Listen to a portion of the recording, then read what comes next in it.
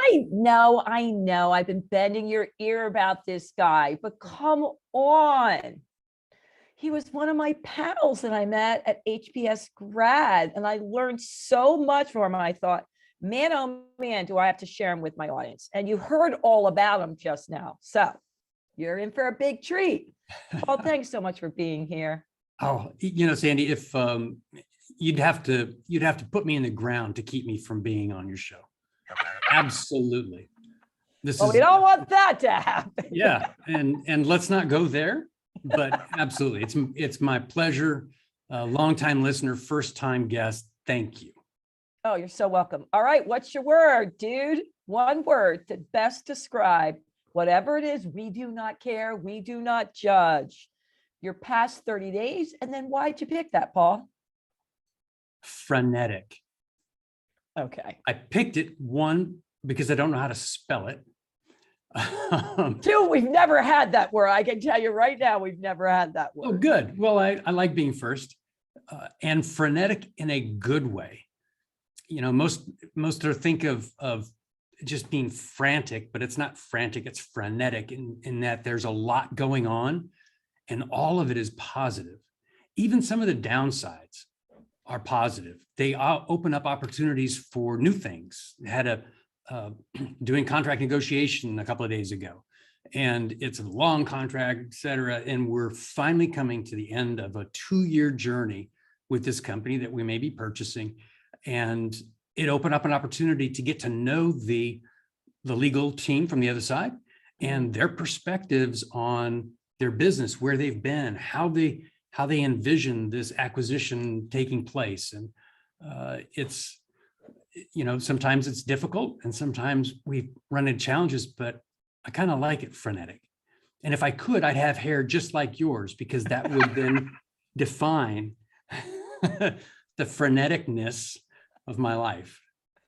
Whenever I've blown my hair out, which you saw on my website, everyone's like, no, it doesn't fit you. It's wrong. Yeah.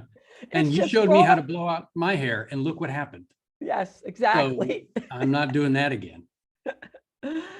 Okay, Paul. So I want to start out with one of the biggest questions I got from my listeners. Yeah. And let's just call him Billy Bob. He says, Dear Paul, I get that most obstacles, once I overcome, I'm using sarcasm because I can feel it. Most obstacles on the other side, there's a great opportunity. But come on, don't you just have maybe weeks or months that you just can't see the other side? And if so, what should you do? That's a big one. Well, Billy Bob, no, I've never had that problem. So good luck. Do you have another question? No, I'm kidding. Yes, sure, there are. What I've found, Billy Bob, is that when you can't seem to get through or around a particular obstacle or a challenge, and you can't quite see past it, that it is based on a perspective. So there's a saying that if you're not the lead dog of a sled dog team, your view never changes. I'll let that just sink in, that visual. That's right. True. I'm like actually picturing myself as the dog behind. Yeah, I get it. And so if you're not where you want to be, if you're not achieving what you want to achieve, and you're stuck, dealing with the challenge you can't get around, and you're staring at the rear end of the dog in front of you, it's time to unclip from that leash, to remove yourself from whatever conventional wisdom or thought process has you looking at that challenge in a way that it's immovable, or that it's just moving slightly. The typical approach to facing a challenge, your mind will look at that obstacle, and you see that obstacle as something that's keeping you from getting to your goal, right? And that goal you may have set to grow your business, or to be a better father, or whatever that is. You have a goal and it's measurable. So you know where you're trying to go. This obstacle is keeping you from getting there. You check your past. What have you done in the past when you've come up against these kinds of challenges? And you look at your surroundings. Well, what are my colleagues or competitors or friends or the industry? What's it telling me to do? Okay, so that's a very logical approach. It's common. Yeah. It's conventional. You plan your work, you work your plan. Those that see obstacles as opportunities to innovate, and those that easily glide over obstacles. I'm not saying that's effortless. I'm saying it's easily gliding over those obstacles. See them from very different perspectives. And so to answer that question without going into a lot around peripheral thinking, some other things, it's taking a beat, that pause, Yeah. going for that walk, looking at a flower, staring at the sky, and looking at everything as a possible answer, however obscure or bizarre that might be, as a possible answer or a contributor to a way through or over or around that challenge. I had a mother ask me, do you think it's possible that I'm training my kid just to give up too quickly? Meaning, and I think her daughter was 16. And that's a big one. How much do you help? How much do you let them do on their own? And I don't know if there's a right or wrong, because it really, and I told her I'd ask you, I think it really depends on the kid. Sure. I am very biased. So I'll come out and just say it right now. I'm very biased toward action and experience. And so I left home at 18, just didn't quite see eye to eye with my home life. And I had to get a job, which I did. And I love the way, I love the way you put that. So positive. I just didn't see eye to eye with my home life. Well, yes, I do. I love my parents. They're both alive and they watch these. And Pop and Boosh, I love you. And you all know this story. So so I left. So I needed to work full time to put myself through school. And it was a great experience. What also happened, both parents worked when I was a child. And so in kindergarten, I was a latchkey kid. So I was going home alone. My sister's a few years older than I am. And so it was up to us at age 8. I learned how to clean the house, and my sister and I cleaned the house every Thursday night in case my parents were going to entertain on Friday, and they white glove inspected the house. There's something to action and learning from failure, not to be afraid of failure, to see it, and it's such a cliche, but to see it as an opportunity to, oh, okay, that doesn't work. What about this? Or, oh, I learned this actually works pretty well. That was an accident, but I can repeat that accident again and again, and boom, I've got a light bulb. I'm Thomas Edison, right? So one of my earliest, the first company I started in the 80s was a sportswear company. And there was a time where I didn't know how to raise money. The only way I could meet payroll and pay for some of the things that we had big orders coming in, it was a sportswear company. I canceled my lease and I lived in my car for 2 months. And I lived on $2 a day for food. I could get 2 hot dogs and a big Coke at the AM PM. And I didn't like onions and tomatoes and relish and those kinds of things, but it was free. Yeah. Loaded up. The things that I learned in that experience, I mean, they've served me my whole life. This is more than just a few years ago. So do we let them give up too quickly? I don't know. I don't know that daughter, but I can tell you that the reset on our phones, the retry on the game, the spell check, whatever those things are that don't teach you perseverance, yes, they will hinder you because life has challenges and we must persevere. But it's our attitude that we use when we persevere that determines the outcome and determines how we learn from that. Yeah. I remember my husband telling me when my son was young and he would fall and not really hurt himself. He'd say, let him get up, let him figure it out, let him know that's where he's going to fall. That's that. Don't run in right away. Right. Unless, like, Right. Limbs are hanging off and things. Yeah. Right. And same thing they taught us when he was in sports. The coach is like, don't run out on the field if your kid gets knocked over. But I know as a parent, it is much more difficult with your own kid, because I'm like, okay, Brett. And that's somebody that has come up the same thing from the bootstraps. A lot of things is uphill both ways, which, like you, has made me who I am today. And a lot of people say, oh, I think maybe you were just born that way, because if something is not quite right, I'm like, wait a minute. My brain starts going, well, maybe you could do this, maybe you could do that. And I don't know. I think I just trained it to be that way. Yeah. I can't speak to your brain other than that every time we speak, I'm fascinated by it. No, truly. You're one of the most creative and intelligent people that I know. No joke. Thanks, it's true. Just the time that we spent together. And I love the way your brain works. The way my brain works is similar, but it's because of a neurodiversity that I have. And I had to learn how to learn differently. School was awful for me. I was labeled stupid, slow, lazy, daydreamer. And that followed me to college. And for those listening in Europe, it followed me to university. It went into graduate school. It even followed me into corporate America, where people were saying, you're not like the other people, and we're not following you. And at age 40, I was diagnosed with dyslexia. It was the same at time. Age 40. You didn't know 40. Before that. Correct. Wow.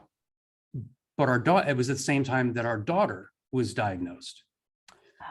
And the light bulb went on for me. I went, oh, I get that. And started digging in, almost 2 decades later. I know the value of a dyslexic mind. If you look at throughout history, some of the most prolific innovators, those people that took their profession to new levels, that even created new industries and new movements globally, were dyslexic. Einstein, Henry Ford, Anne Bancroft, Da Vinci, Agatha Christie, Aaron My Brockovich, husband. Your husband. Yes, right.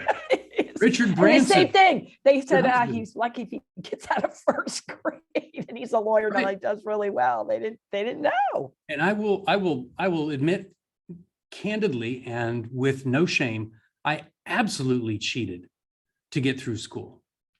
There was no training. If I couldn't read, then I had to read your eyes. I had to watch your lips and the facial expressions. I had to look at the people in the room. How were they responding to what was being read or what was being written? I relied on everyone and everything to learn. That is a super skill that dyslexics are born with. About 10% of the population is dyslexic.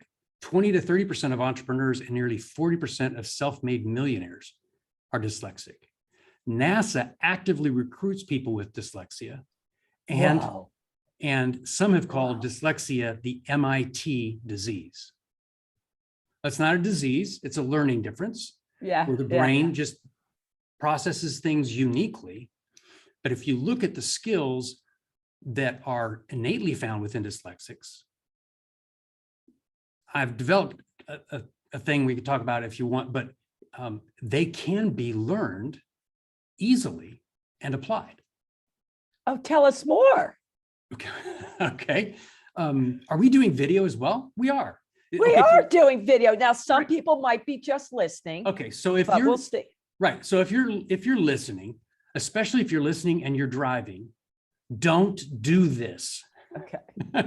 That's my warning. All right. So what I want you to do is imagine that you're in a mountain field and it's covered with wildflowers. The sun is warm on your face. The air is crisp and it's cool. And as you stare out on that mountain field, there's your challenge, rising up out of the flowers like a monolith. Okay. Now, take your hand and cover your eyes, but not completely, but just so you can't see what's right in front of you. All right. So again, if you're driving, don't do this. Imagine. So you can't see what's in front of you, but what can you see? Well, you can move your eyes up, down, to the left, to the right. In fact, wherever you are, find something that you haven't noticed before, something unique, maybe a shadow on the wall, maybe a spot on the ceiling, I don't know, a piece of candy on your desk that you didn't realize it's there and you got to have it right now, whatever that is. You got it? Okay, you can take your hand down. So what you noticed was in your peripheral vision. Okay? Now, dyslexics are scientifically known to have more acute and more vivid peripheral vision. Now, what you do is look at that thing that you saw that was unique. So there's an unusual shadow on the wall of my office here. This time of day, I just noticed it, so I'm looking at it. It's clearer now because I'm looking at it, right? More defined. That's peripheral awareness. So when we go back to that mountain field, instead of looking at your challenge, move, say, 100 yards to the right. Now, what does that new vantage point provide? That new vantage point of your challenge, what does that look like? Well, likely you get more details, maybe some depth and some shadowing, and you can move all the way around that challenge, right? And you get, everybody could chime in, a 360-degree view of the challenge, right? And if you've got a team or your family, whatever that is, everyone can walk around them. The problem is that is still from your perspective, filtered through your set of experiences or your team's collection of truths or beliefs. That is not the process that peripheral thinkers or that these dyslexic innovators use. They stand at that 100 yards to the right, and instead of looking at the challenge, they look around. So what do you see now? Likely you see other objects, maybe different terrain and other people. And no, Julie Andrews isn't there singing "The Hills Are Alive" with the sound of music, though she should be, doggone it. But those people, they're not part of your sphere of influence. How did they get where they are? How do they overcome their challenges? What goals have they achieved and how? The perspectives from those people may be just what you need, Billy Bob, as inspiration to innovate beyond your challenge. That is a skill called interpreting, which takes unrelated ideas, assembles them in different ways in order to create something new from something that is already existing. You know, Paul, I've done that exercise with you before, but each and every time I do it, I learn something new. Oh yeah, like what? Like I'm sitting here and I'm doing this little exercise. And even though, yeah, I noticed something, like I think I look around, but I have 5 little angels on my desk, but the one is like, looks like she's whispering in the other one's ear. But all of a sudden for me, after that exercise, I was thinking about a challenge I'm having with another business deal I'm trying to close. And all of a sudden, even that just few seconds gave me, ooh, maybe so-and-so didn't talk to so-and-so. No, I don't know if that's what it was supposed to do. That's 100%. But I'm looking at this angel talking in the other angel's ear. Here, I'm going to show anybody who's looking. And this is what she was doing. And it made me think, I bet you so-and-so didn't even talk to so-and-so. That's the perfect example. Oh. The perfect example. Because you're taking a principle just from an observation and saying, not can this apply? Could it apply? You're saying, how will it apply? Mm. Okay, so whispering. Whispering is saying something in a way that's genuine, it's closer, it's more intimate. Am I intimate with that client? Do they all know the same thing that this one or two people know? How do I help them whisper the same thing to each other so that everyone is seeing the same issue or the same objective, right? When you get multiple perspectives from really different places and you apply those perspectives, I'm serious about this. Your future is limitless.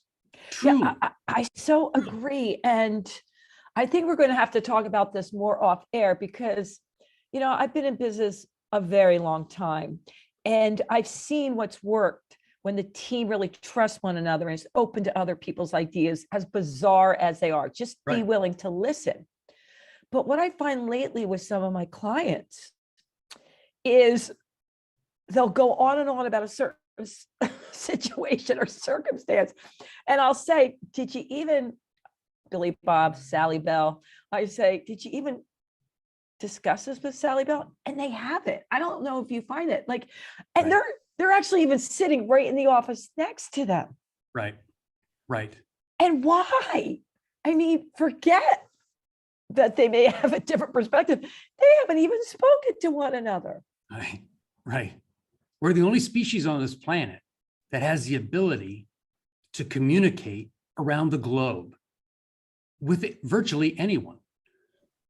And so when I speak with my clients, I bring up the same thing. I know you've heard this, but for the audience, think of it this way. What does a baker in Bulgaria have in common with a foundry outside of Philadelphia?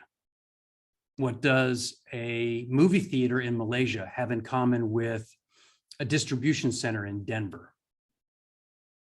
What does the flu in China have in common with unemployment around the world?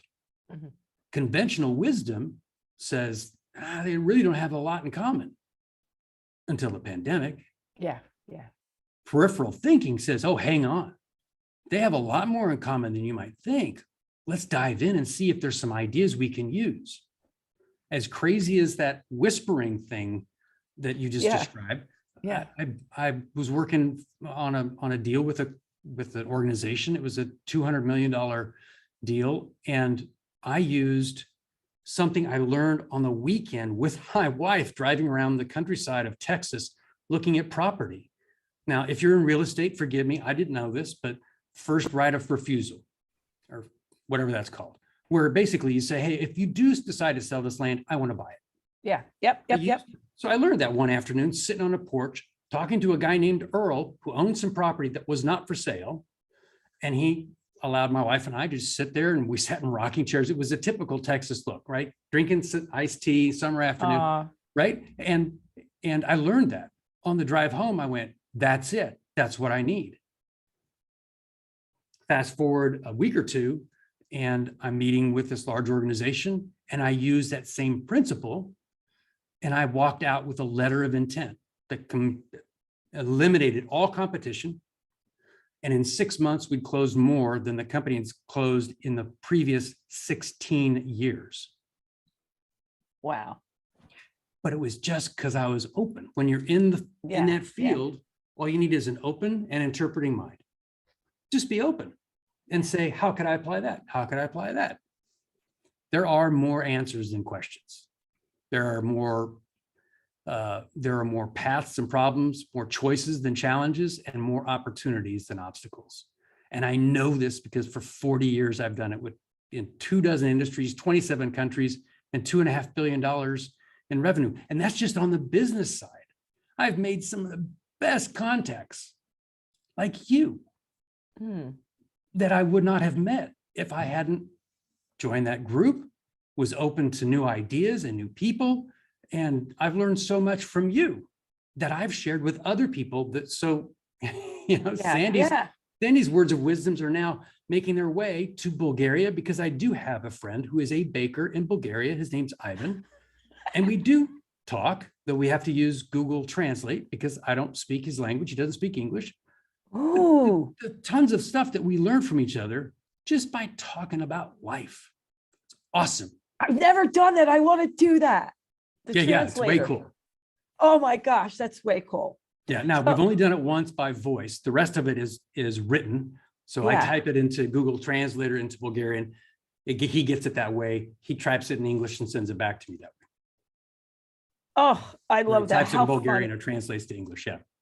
And it's kind of chopped up sentences, but the meaning and the ideas are still there. So you're making me think with the peripheral thinkers and a different perspective that it is going to take someone who's been thinking a certain way their entire life. They're going to have to be a little open-minded Yeah. to learning, in a new way. Because for me, when I see something, oh, I just don't know how to figure this out, I don't get sad, I get excited. Yeah. And so it's like what you're talking about, just even that slight change. They don't have to like change everything, but Right. looking at an obstacle in just a different way, like, ooh, that's exciting. Maybe I'm going to learn something new or something even bigger is going to come along. Absolutely. And there's even more, Sandy, in your mind and in the mind of your listeners that is applicable that they may not remember or they may not think is applicable. Remember how to ride a bicycle? What it was like riding a bicycle? The first time that you baked a cake? There are principles there. Are those principles applicable to the challenge that you're facing? Are you following the ingredients?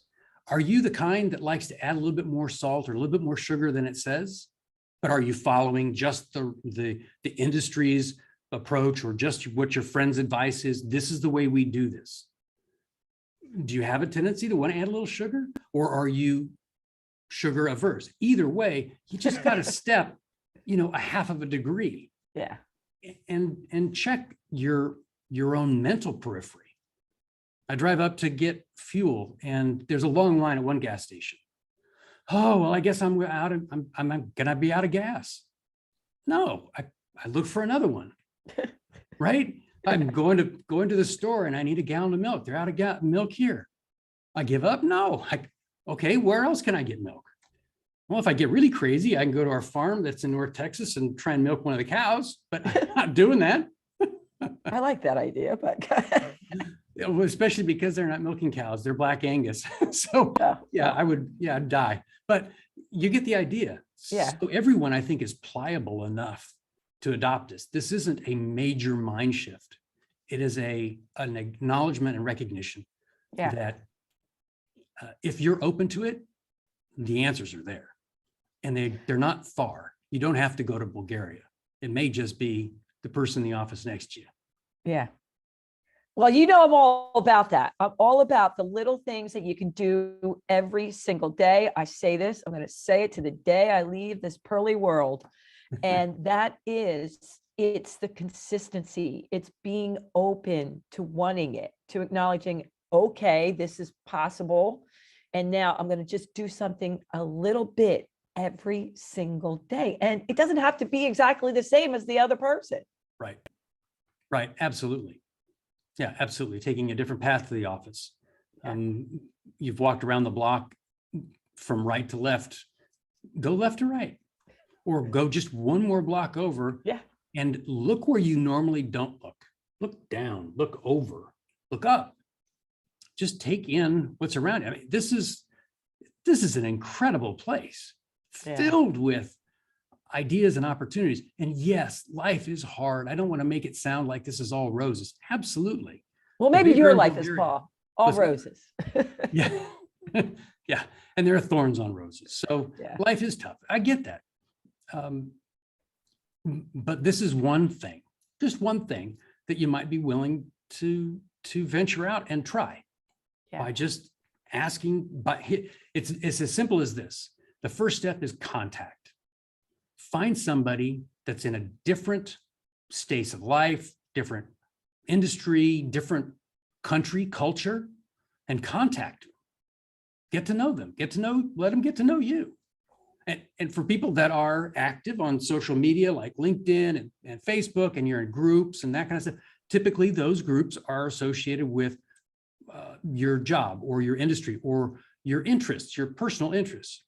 Okay, so I'm sorry, but that's not the periphery. Find That's a different good point. That's a good point. Yeah. Go outside. Find someone that doesn't speak your language. Yes, it took me a week to find Ivan, the baker in Bulgaria, because after one of my keynotes, somebody came up and said, I'm dying to know. I was looking on LinkedIn for a baker in Bulgaria. Do you know one?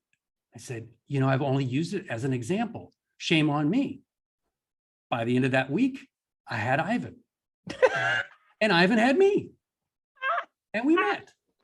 And now, oh my gosh, that's too funny. Yeah, it's not in Philadelphia, but I've met people that are at a foundry in Bethlehem, Pennsylvania, right? Steel mill. And I have a distribution friend in Denver. And I have a movie theater owner in Moldova, though they're close to Ukraine. So right now things are really difficult there.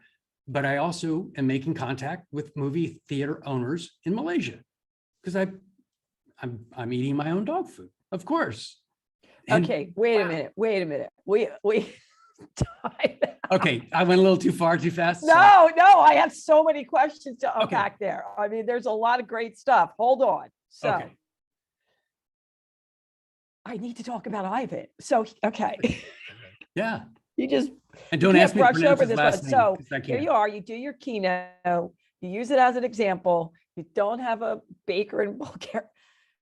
What did you tell Ivan when you reached out, and how did you find him? I found him on LinkedIn. First, I started looking at bakeries in Bulgaria. I wanted one that had more than one location. Because typically that's going to be maybe someone that is entrepreneurial and is a little bit, maybe more open-minded. LinkedIn, you looked on LinkedIn. Right. So I looked on LinkedIn. But first I just did a Google search, bakeries in Bulgaria. First I went to Google and I said, okay, what are the main cities in Bulgaria? Okay. I went to Google and I said, okay, so where is Bulgaria? That was my first one. Yeah. I know it's over that way, but where? So I found it. Then I found like the main cities. And then I started Google searching bakeries in this city. And it listed them. And then I went on LinkedIn. I said, okay, who works at any of these bakeries? Found a few bakeries, went up the chain and said, Ivan's a co-founder of this. Terrific. I'll set out. And I said, look, this is going to be the strangest request you've ever had.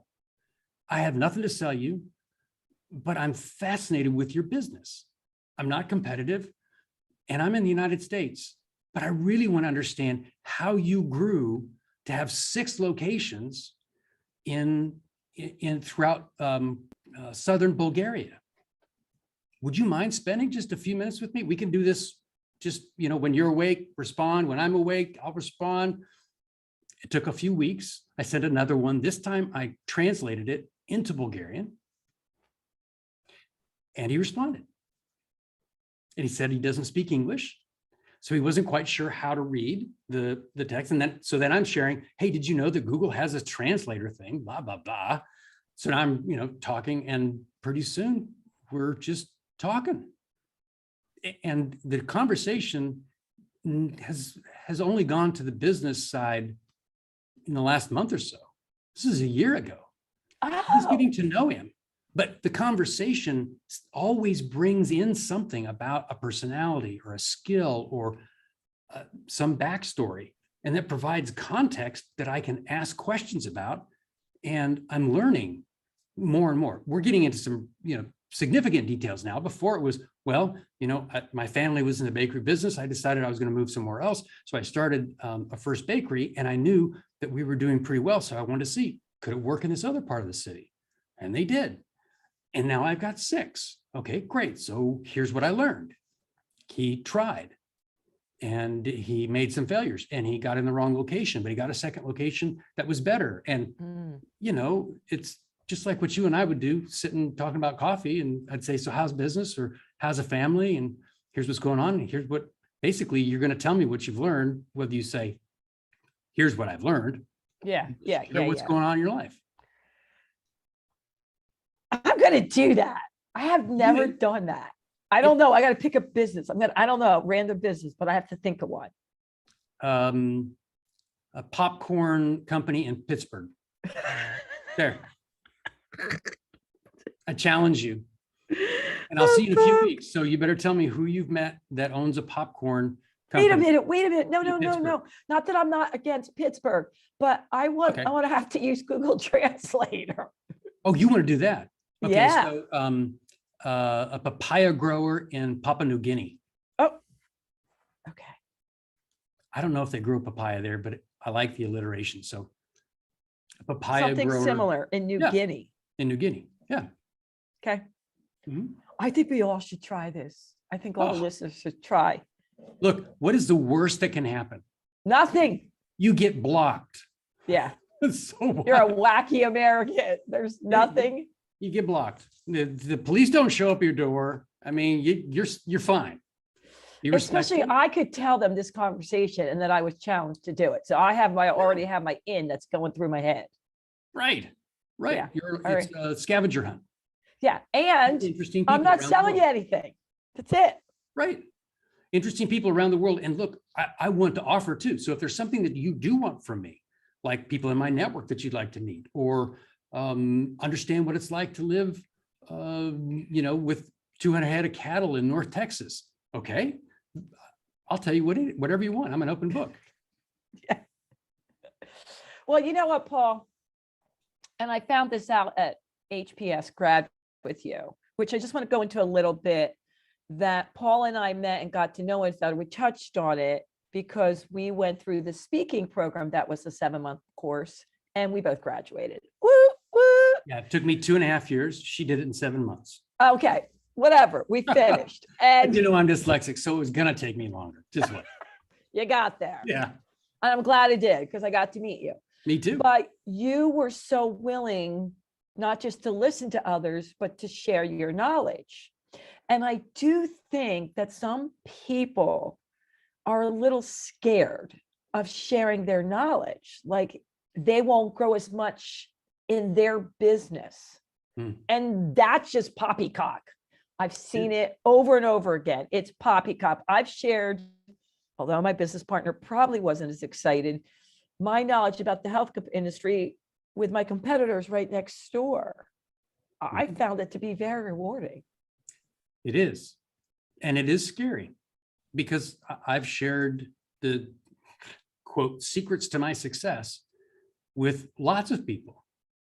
And I'm seeing some that are coming up on LinkedIn and other places that are talking about a different kind of thinking that sounds an awful lot like peripheral thinking.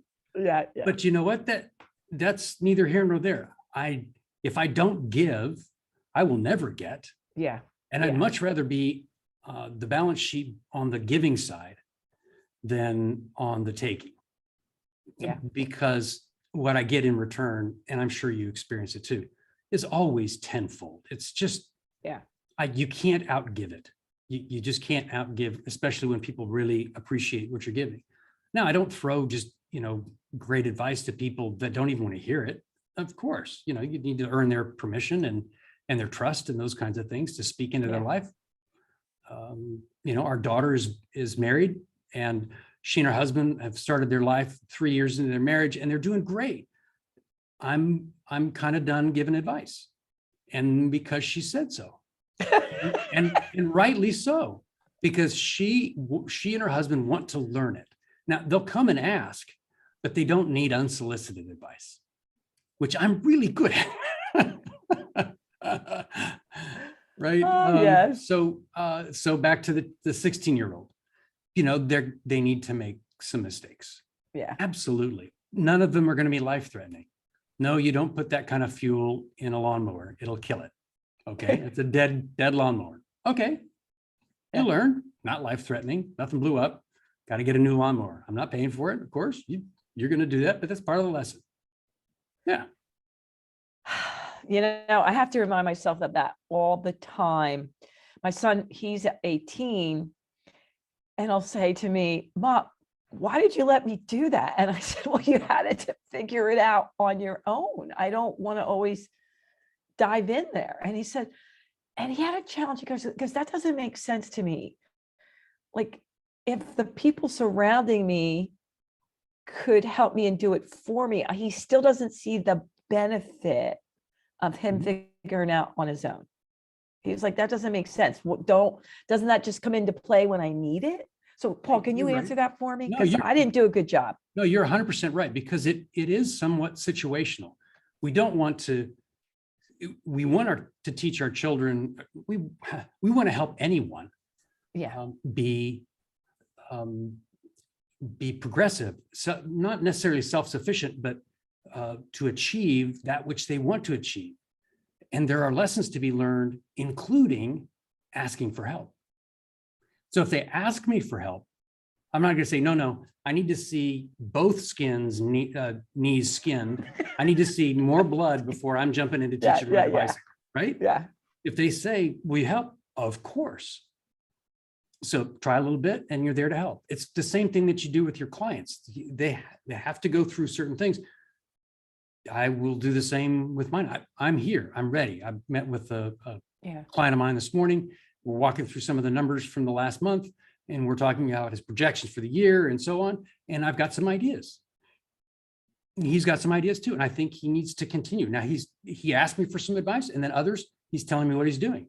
Terrific. Yeah. Go. I think I have a better approach, but maybe not. Maybe not. Maybe he does. Maybe this approach that I don't think is going to work will work. And then I'm learning something. Either way, we're going to get through it together. Yeah. Because we're willing to ask and seek out wisdom and knowledge from everywhere.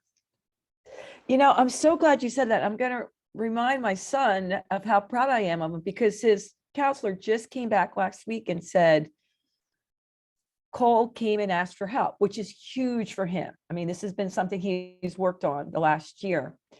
And she said, I'm so glad he advocated for himself. Yes. And that's what you're talking about. Like, absolutely. Absolutely. And that is a skill, to be able to know it takes the team. Absolutely it is. And to have a voice. Yeah. It's the one thing that I'm so grateful that our daughter was diagnosed with dyslexia at the age she was. Yeah. Because one of the first things they teach you as a dyslexic isn't how to read. It's how to advocate for yourself. Yeah. How to explain, to share, look, I don't see the world the way you do.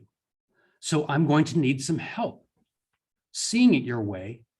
And I'm happy to share with you the way I see it. So it's a two-way street. Yeah. Right? Yeah. And she is a very strong advocate for herself and for her patients and her clients and her husband and the things that she believes in. And she's also willing to ask for help in support of those things. I love that. I do too. And she taught me a lot about asking for help. I left early. We were cooking dinner. We shouldn't have been cooking dinner. I was in first grade. My sister was in third. We're using a stove and we're making dinner. I mean, seriously, no, I know mom and dad, you're watching, but no supervision. Yeah. Oh, by the grace of God, we didn't burn down every house we ever lived in. Oh my God. But we got burned several times. Right? You learn a lot. Asking for help wasn't natural for me. It is now. Yeah. Yeah. No, it took me a while too, because I was very much, I can do it myself. I can figure it out, which is a skill, but also knowing when you can learn from other people I was good with self-development, but when I really needed help most, I would dig in and say, I should figure this out by myself, which is ridiculous. Yeah. For those that are struggling with asking for help, let's rephrase it. You're asking for an opinion. Ooh. You're asking someone for an opinion. I like that. Right? I'm telling you a story about a friend of mine, wink, wink. And this friend is having trouble with such and such. If you were me, what would you tell that friend? What opinion would you give them? And ask it for help. And they know it's you, just play with it, have fun. Yeah. But what I've learned is that there's just so much cool stuff out there. I pray that I'm 190 when I'm finally put to rest, because there's a lot of places and things I still want to experience and people I want to meet Yeah, absolutely. that just makes life so much richer. Journeys are always better with companions and coaches and guides. And if you can't, take friends with different perspectives with you, at least take their view of the world and say, what would Billy Bob or Sally Sue think Yeah. about this environment? Yeah. What Yeah. would they notice? Oh, they'd notice that cup over there is sitting at an awkward angle. They have the weirdest way of seeing some things that I never see. Well, guess what? I just now saw it because I'm bringing their perspective with me. I'm going to use that, by the way. It's an Okay. opinion. Opinion. Yeah. Just asking for an opinion. I love words. And I think just changing up slightly the word you've been using gives you a whole new perspective. So it's different than, oh my God, I need your help. Right. I need advice, opinion.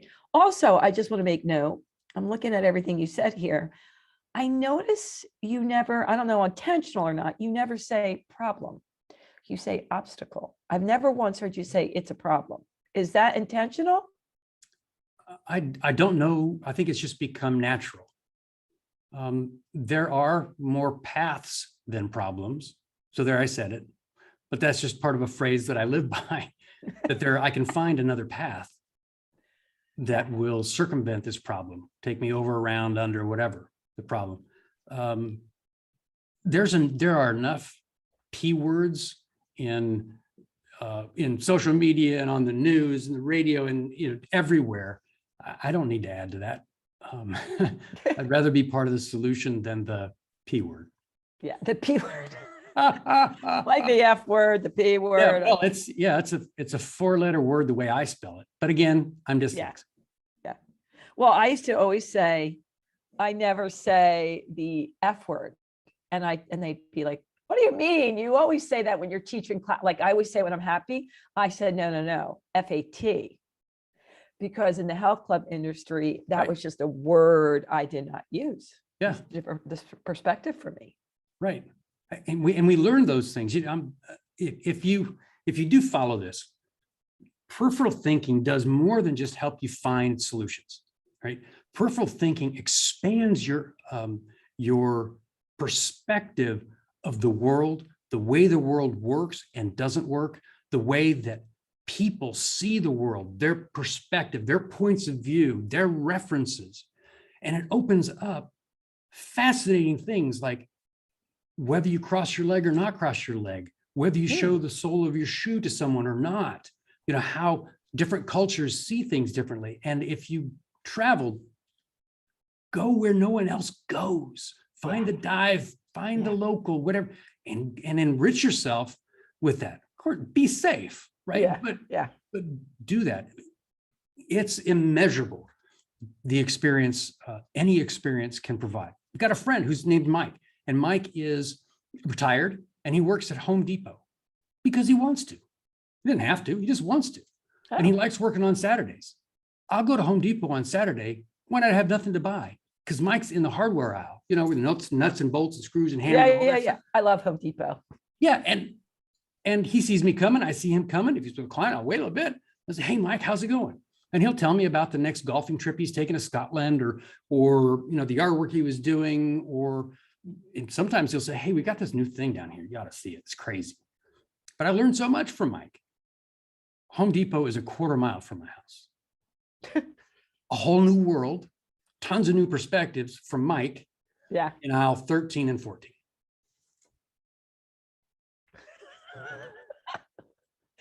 Paul, you crack me up. I mean, and if you're not getting it at your Home Depot, then come to Texas. I'll give you my cell phone. We'll go meet Mike together. Yeah, I don't know if everybody's having the same experience as you do at Home Depot. Don't worry about the Dalai Lama. I got the guy.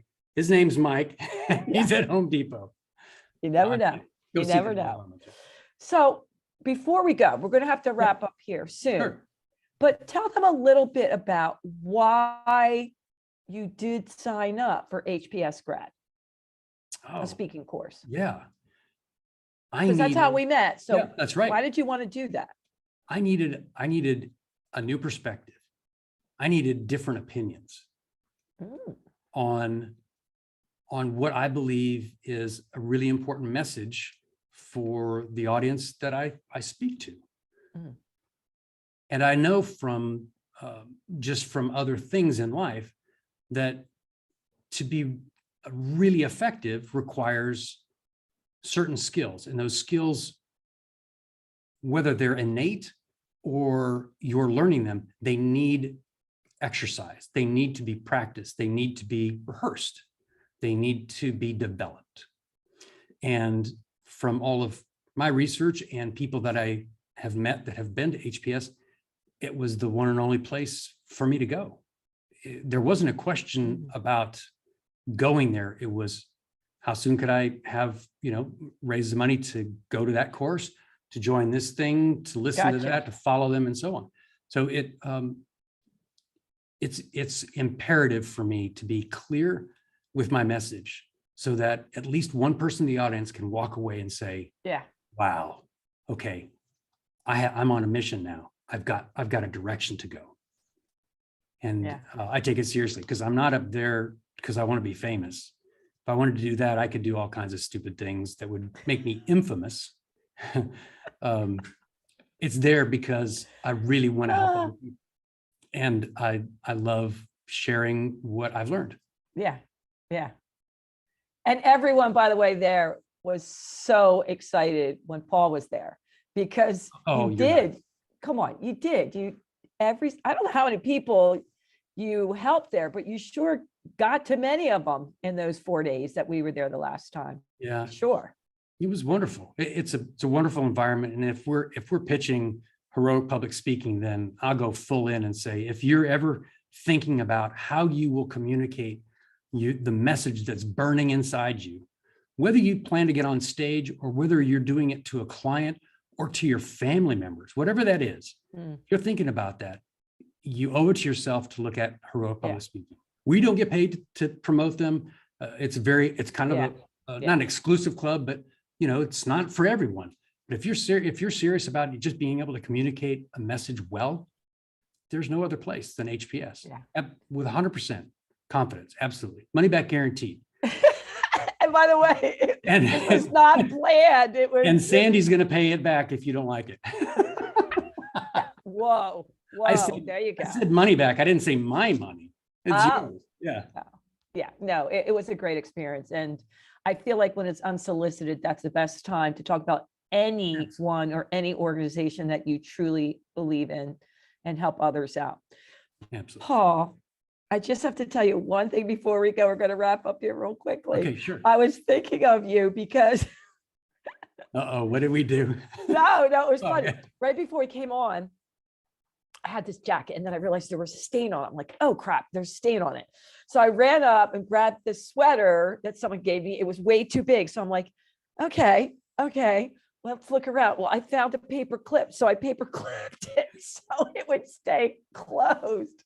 Right and on. I said, that's peripheral thinking. I'm telling you, absolutely. And if we had more time, I would show the audience that are watching how to take a paper clip and create the drag and the hook for picking a lock. Ooh, you can do that. Be handy, but I don't know if I would be responsible. Yeah, look it up on Google. Yeah, on YouTube. You can learn it there. All right, it's time for rapid fire with Paul Daniels. Woo, woo. All right, Paul, favorite color? Favorite color? Yeah. Chrome. What color? Chrome. Chrome. Chrome, again, like a bumper. Chrome. Yeah, and no one's ever said. I know. Chrome. Favorite food? Anything that comes through a window without me having to get up. Typically anything. In my car. Okay. Pickup. We want pickup, drive through. Okay. What do you like to do in your free time? Some hobbies. Yep. I build hot rods. Okay. Classic cars, but I don't put them back to their original state. I make them crazy, wicked. And then surfing. I still surf and skateboard. Yeah, I'm almost 60. And if I pan my camera, you'd see my skateboard is here because I park my truck at the end of the parking lot so I can skateboard in in the morning and skateboard back out at night. Good for you. Yeah. There's something I didn't know. I like that one. Okay, what's a book you've been reading in the last year you could recommend? Well, The Referable Speaker Ooh, by Andrew Davis and Michael Port is a book that I've been reading. Okay. I've been studying the book of First Thessalonians in the Bible, and it's just kicking my rear end. It's just kind of trying to wrap my arms around that. Okay. And then We have never had that, so go forth. yeah, and then a shameless plug. I've been rereading the stuff that I wrote for the book that's coming out in May. The book is Peak Performance: Mindset Tools for Entrepreneurs, and I'm a contributing author to that. And I'm kind of like one of those that I'm never quite done with stuff, but I'm looking at it from different perspectives and saying, could I have done it different? It's already gone. It's to the editors. It's done, but I'm enjoying reading the chapters by other authors too. So that's May, right? Yeah. Keep an eye on for May. Yep, it'll come out in the last part of May. All right, cool. All right, you're an animal. And if I was an animal, I would be a dolphin. A dolphin. Yep. So I have two more shameless plugs. No, just one. One is my socks. Can I show you my socks? Sure, you can show me your socks. I do have a fan of crazy socks. Oh, I like them. And it says made by dyslexia. Shut up. There Does is it an really? organization in the UK, another shameless plug, called Made by Dyslexia. Kate Griggs is the founder of this nonprofit. And she has the likes of Orlando Bloom, Richard Branson, and others that are dyslexic, well-known, on the board. And they have a mission to help teachers around the world identify children with dyslexia early. The earlier, the better. So they're working from that range up, and I'm working at the corporate executive, showing them that dyslexic thinking is a really smart thing, and I'll teach you how to do it so that they can recognize dyslexics within their organization to empower them. And somewhere we're going to meet in the middle, and we're going to destigmatize that dyslexia is a disability. It's not. It's actually a superpower. Wow, I love that superpower. And Okay, I want but to share it with everyone. Yeah. I need to know what that has to do with dolphins, or did it just make you think of that? Okay, so then on the other side of my sock, Oh, Lord, have mercy. I know, but it's a Wait, surfing show sock. it. Show it. That's my dolphin. Now I Okay, understand. Sandy, you've made me do things on this show that I have never done, ever. Next thing you'll be twerking. All right, now. No, you will not see me twerking. My back can't take that. Okay, so when I say the word universe, what does universe mean to you? It's everything. It's everything this side of heaven. That's a good one. All right, before we wrap up, Paul, how can they find you? Where do you want them to go? Where should they look you up? Sure. How can they translate from, I don't know. Bulgarian to English, right? Yeah. You can find me at Paul Daniels Jr., pauldanielsjr.com. Okay. And I've got a contact page there. In fact, if you're on listening to this and you want a copy with instructions of this peripheral resource library, which basically teaches you how to use that interpreting skill and how to capture and contain all this content, just mention this show. And when you contact me, and I'll send you a free copy. I don't spam lists. I don't sell anything. I'll just get it to you because I love Sandy so much and what she's doing. Oh, that's so wonderful. And if you All want me to right. speak at an event or something like that, there's a Holden event. All right, that's where I was going. If Yeah. they want to book you, and they're going to want to book you, so when they reach out to you to Yep. book you for their keynote, Yep. where would they go? The same website. And there's a section called Hold the Date. Okay, cool. Hold the date. All right, my let's keep it real people. Come on, Paul kept it real. You're definitely going to want to share this podcast, rate it, like it. Paul and I will be truly grateful. And you know what I'm going to say until next time. Thank you, Paul, and toodles.